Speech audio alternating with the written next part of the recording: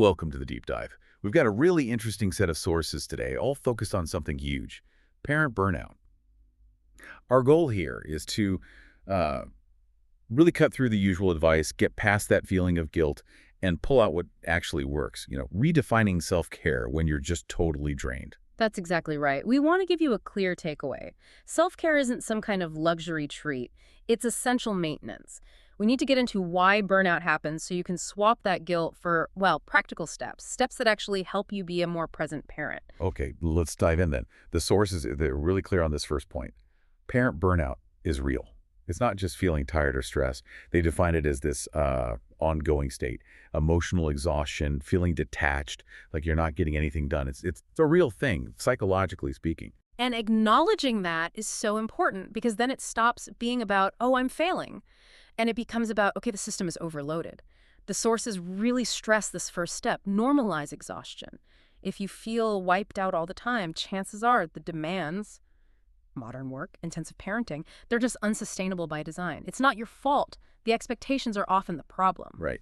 That shift, moving from blaming yourself to looking at the bigger picture, the system. I think that's what makes this feel different. But let's get specific. If we accept that exhaustion is, well, normal in this context, what are the sources saying drives it? What are the main causes? Well, they point to mainly two things. First, just the sheer amount of stuff, all the tasks, physical and mental, that constant background hum of organizing everyone's life, Yeah. the mental load. And the second thing, which maybe we don't talk about enough, is isolation. The sources suggest we've lost a lot of that community support, that village that maybe past generations had. So the whole weight falls on just one or two people. Burnout loves isolation. That makes so much sense. Like the village exhaustion is now concentrated right in the home. Okay, so if we stop beating ourselves up for being exhausted, we can think about recovery. But here's the tricky part, the guilt bit.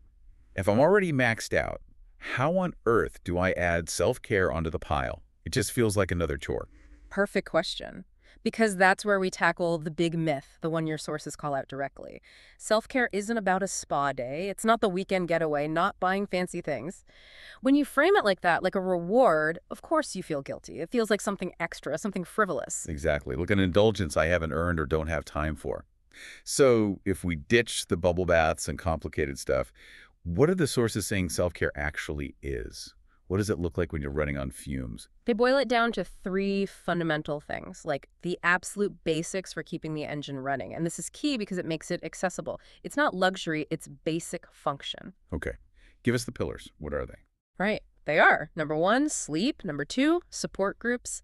And number three, breathing space. And we need to unpack what those mean practically, not just the words themselves.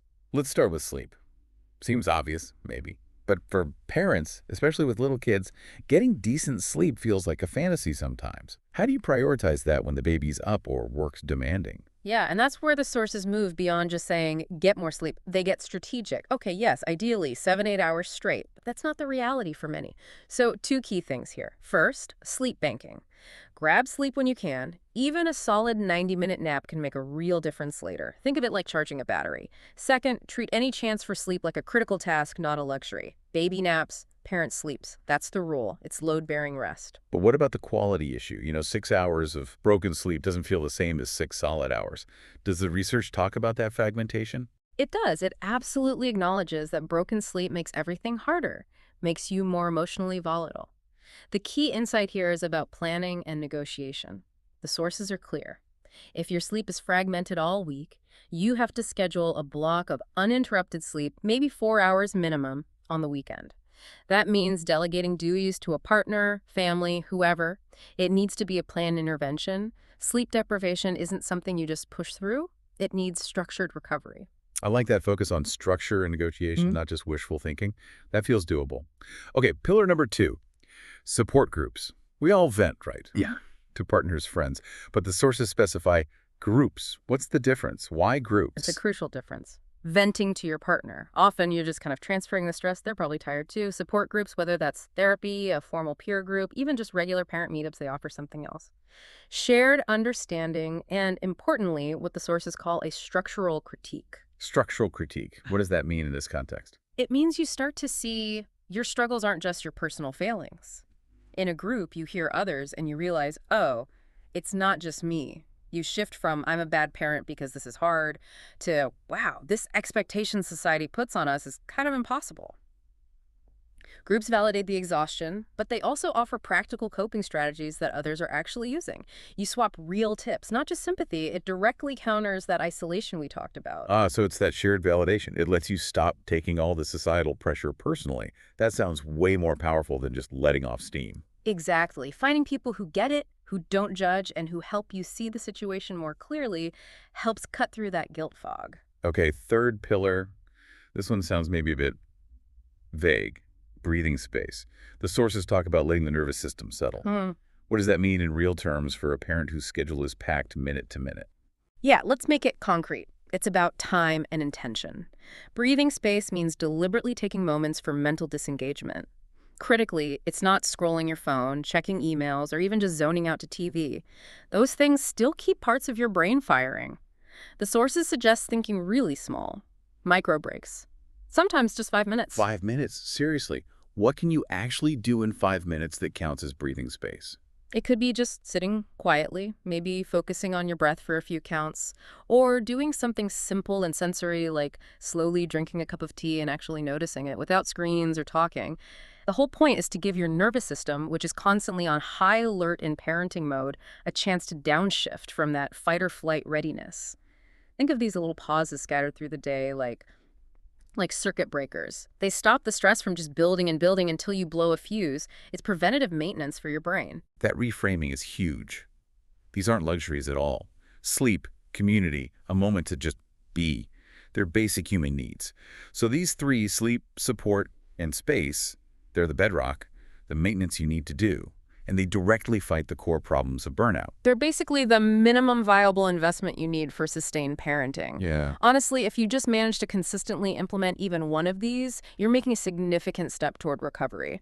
When you see your health this way, as essential maintenance, it stops feeling optional, you know? Okay, so this is where we hit the guilt head on. The sources argue that doing these things leads to guilt-free breaks. But we do feel guilty taking time away, don't we? It feels selfish. So what's the payoff? What's the return on investment that cancels out the guilt? This is the core argument.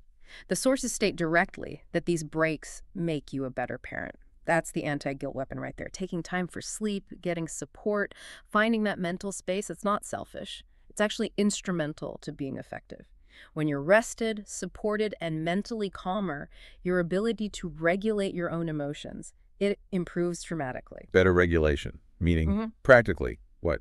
Less yelling, more patience when things get chaotic. Precisely that. A regulated parent can be a consistent parent. And consistency, well, that's key to good parenting, isn't it? When you're running on empty, you're just reacting. You're impulsive, maybe say things you regret.